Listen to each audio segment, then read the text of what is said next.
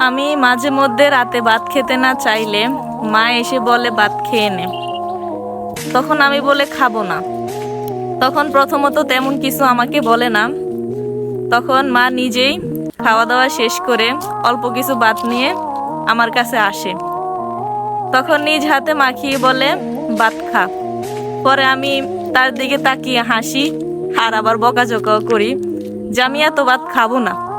তারপর তিনি বলেন যে এত ভাত না খেলে তুই যতটুকু খেতে পারিস খা, তারপরও খেতে হবে। তখন আমি বলি আচ্ছা ঠিক আছে, তখন আমি খাই হাসতে হাসতে। তখন আমি বকতে বকতে খেয়ে ফেলি।